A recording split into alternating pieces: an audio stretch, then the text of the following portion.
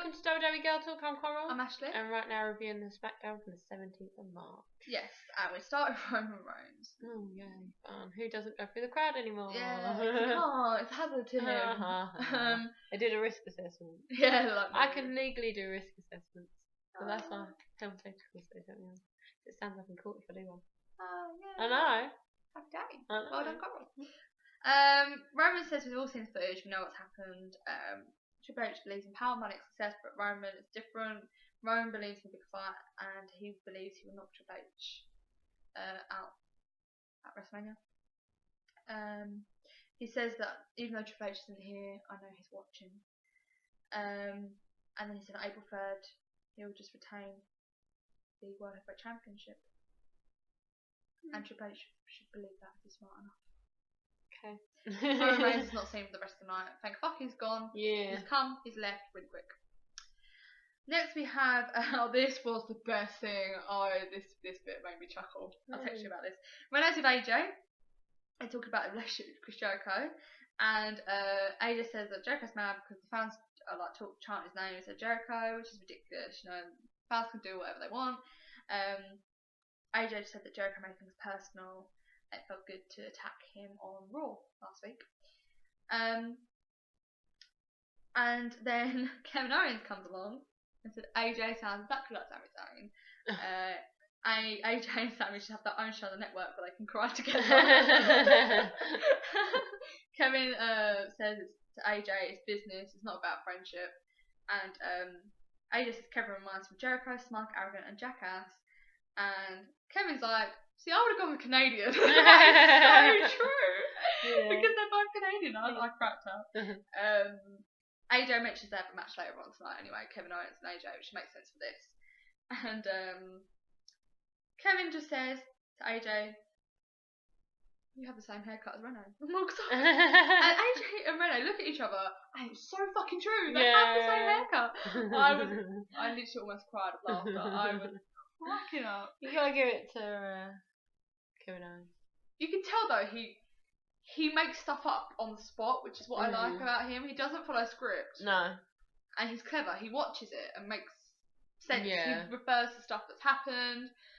It's just him. You see the moment he thinks of that line because he looks at Rene and he looks at AJ and you see the smile on his face. And you're just like, we had Dolph vs Ziggler next. No, Dolph vs Ziggler. I was like, yeah, he split himself in two. He's an X-Men now. Dolph versus The Miz, I mean. Because, you know, this is their third rematch. And it's a bit longer this time. Normally it's like a roll-up. Oh, shit. I have a bit of more of a match. I feel like they need substance to the feud for this. Because they're just fighting for no apparent reason. We need to have a feud. Well, they're obviously building up the incremental match. But no, it was quite good because you could tell they enjoy wrestling each other. You know, they're quite. And the thing is with Miz and Dolph, when they have a match, it's more even. It's not one way or the other. It's more even. But Dolph picks up the victory. He gets out of the figure 4 leg lock and just kicks him in the face, which you kind of knew was going to happen. Miz never wins. Ambrose is in Cincinnati, Cleveland, which is Ohio. He's in Ohio, his hometown, and he's looking at his hometown and says about Brock Lesnar. Maybe he trains with fire, but he's been in fire his whole life, living in this city. He's had to fight and learn a lot of valuable lessons. And he said he's going to teach Brock some lessons at WrestleMania. Is he now?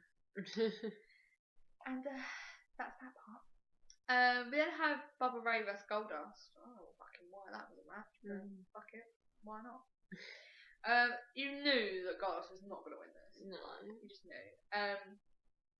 So at the end, D-Ron attacks Goldust when Bubba beats Goldust. R-Truth comes out to help, but then R-Truth gets annihilated. And then the Usos come out and they fight the Dudleys, and the Dudleys run off. So the Golden Truth that's not Golden Truth, which is used for the Usos really. We then had the Triple Threat talk at each other segment, which was promoed on Raw. Charlotte announced them to come out. You know, she's talks to them. You know, saying how she tells the story quite well, how they fought trained each other, and she rang her dad, and she was like, I found these great women, they're just like the horsewomen. And then she says, but I'm sorry, Dad, because I was so wrong to think these people were the horsewomen, and it was just so like vicious. Do you know what? It was good, but I feel at the same time I'm thinking Bailey's part of it. Yeah. And she's not getting mentioned. Yeah. Like that's what I thought. It's because when she comes up, she's gonna miss out on the credit. I know everyone that watched NXT knows. Yeah. But she's gonna miss out on that whole credit of what the horsewomen. Yeah. But yeah, very good. Yeah. She did the best that Charlotte's spoken in a while. Yeah. She's not been very good lately. No, she hasn't.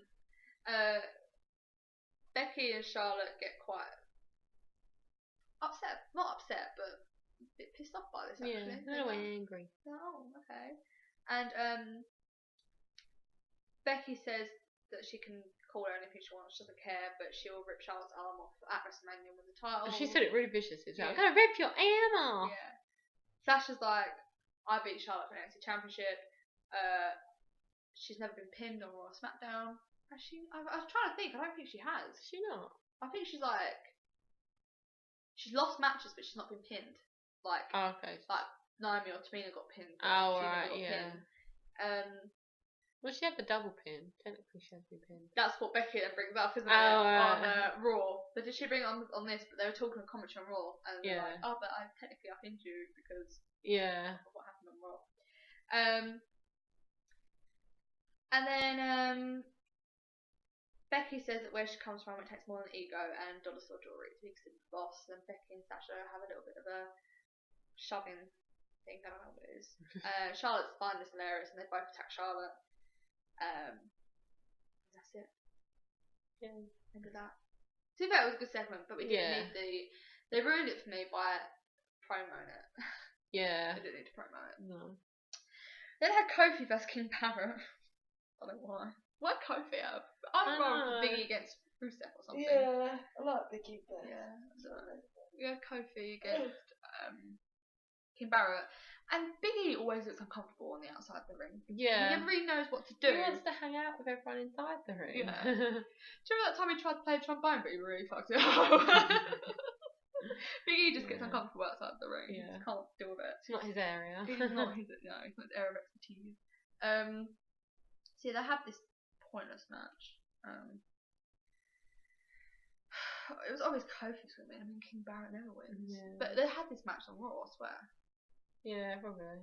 So that was that really, and I think they all run off before they could attack him this time. Yeah. They were just grinding up the ring ramp. Like, bitch. Ambrose in a bar, and he's talking about great karaoke nights he used to have here. And he says bars like this that bring back memories for him, big fights on stage. And he says that Brock Lesnar doesn't know what pain is. And he's bringing that to WrestleMania. Okay then. Slater Outcasts are sitting on the edge of the ring as they sometimes do. Basically, Bo Dallas says that Slater Outcasts will be the first tag team to win Andre the Giant Battle Royal together. They can't all win. But Bo Dallas cannot say Andre the Giant Battle Royal. He really fucks it up. And I was like, that's worse than what I do. And you can see it on his face. He's like, oh shit, I fucked it up. Anyway, Slater says that he's the leader of the group. He'll win. Curtis Axel says he knows about Royal Rumbles. He never got eliminated in one. And Adam Rose like, I'm sick and tired of you here talking about this. Axel, well, they have a bit of a tiff. I don't know what's going on. Rose and Axel always argue with each other. Have you noticed? Yeah. Dean comes out. He was in a bar a minute ago, but now he's here. Yeah, and he walked really fast. Yeah. He teleported. He basically beats everyone up with a kendo stick. Because he can. And he said, next week I'm going to call out Brock Lesnar. So we've got another promo, talking segment that's being promoted. That's what all. Just ring them up. Hey man, got something to say to you. Why do I need to be like, next week on Smackdown I'm going to talk to you? There's such a thing as Skype now. Like, on the TV. I just don't understand. Just like Brock at home. Hello, oh, it's you, Dean. Should have clicked decline when I noticed your picture. Yeah, home screen. It had the last match of the evening. It was AJ Styles versus Kevin Owens. I didn't really understand why it was a match. Like, Just because it was because of the speaking segment, but I swear this match was scheduled on Raw. Like, they announced it as a match. I'm pretty sure they did. I think they did actually. Yeah, so I didn't understand the relevance. AJ's floating around now. I think they're trying to find a feud for him to fit in, but After Chris Jericho, yeah. it's not. No, I don't really know. I don't know where he can go. Maybe he'd work with Finn Balor. He can brought Finn Balor up. Dude, what? I don't know. Feel like I'm the new guy here. I'm the new guy here. No, I'm the new guy. No, I'm the new guy here. Then where do they go from there? This goes on forever. It goes on forever. Until someone else new comes up. To be fair, I wasn't really interested in this match. By the time it got to this match, I was sick of Smackdown, to be honest with you. Yeah, everything's going around in circles. I don't know whether it's because of the lack of pay-per-view that we've had or whatever, but this road to WrestleMania is fucking slow. It's stuck in a traffic jam. So true. Yeah. Jericho, well, Owens actually wins because Jericho comes out and after the match. I don't remember Jericho coming out. Yeah, he come up to the apron. Ooh. After the match, Jericho hits AJ with a code breaker. He grabs the mic. AJ's done. Oh yeah, it just ends, doesn't it? Yeah. Yeah, I remember that. Yeah. Just happens to often then. Everything's ended on a really anticlimactic ending. Yeah. It just suddenly stops. So, Like, okay, did you run out of airtime? yeah, no, I just don't know. It's a bit weird. So what are we going to rate this? Oh, 1, it was awful. Okay, don't forget to like, share, subscribe. We don't Follow us. Like us. Goodbye.